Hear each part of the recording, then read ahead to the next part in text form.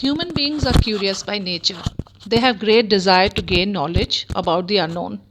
This has led him to travel to space to explore the mysterious world of space.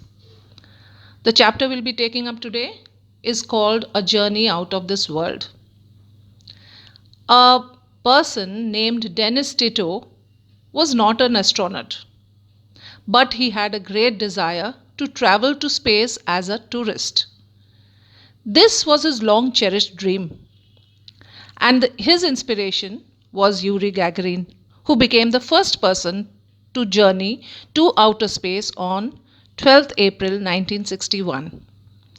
Tito was a space enthusiast ever since he was a teenager, and he had also worked as an engineer at the American Space Agency.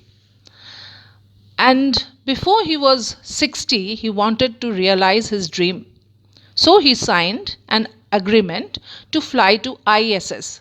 Student, in this regard, I must mention that ISS stands for International Space Station, which is aboard a Russian Soyuz spacecraft.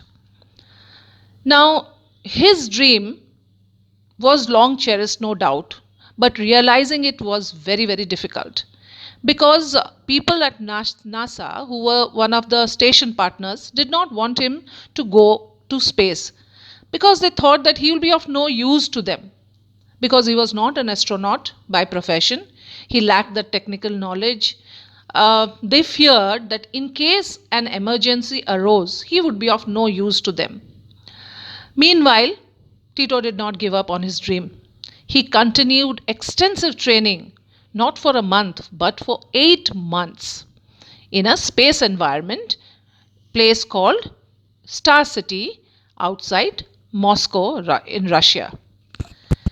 This man never gave up his dream, and finally he got the go ahead and became the 415th person to reach space.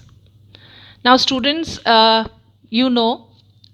into space is not an easy task at all, because astronauts feel a tremendous sense of weightlessness. They do not feel the hands and legs. They start feeling motion sickness, and this affects the movement of body at the bones, the muscles. Eating also becomes a challenge because food gets stuck in the ears, the mouth. For making Tito adapt to this situation, he was given this extensive training. Now let's talk about the situation when these astronauts come back to Earth. Again, they have the same problem. What do? They start assuming that they are in space, and they throw things only to hear the clatter of a cup breaking into pieces. Isn't it funny? So, coming back to Dennis Tito. Now, Dennis Tito set an example. Soon, space tourism caught up. Now, tourism, we as tourists, we visit exotic places. Some go to Malaysia, some go to Kerala, some go to hilly areas to enjoy the scenic beauty. But now, people are wanting to travel as space tourists. Now, because of Tito, many other entrepreneurs, that means businessmen, like the Virgin Group founder Richard Branson, the Amazon.com founder Jeff Bezos, he also invested in space travel companies. Now there are people who are very interested in going to space. Many manned space flights have taken place, and remember, all are not professional astronauts. Many people have started going to space. In fact, the oldest person to go to space is Mr. Glenn, who was the first American to orbit space in 1962 at the age of 77. Now, the second space tourist became South African internet tycoon named Mark Shuttleworth. Now, there are many such examples. Many more will go to space, but this also has a flip side. This has a disadvantage. What disadvantage is that? Now, too much of crowding in space, too much of enthusiasts, too much of manned flight to space might increase global warming.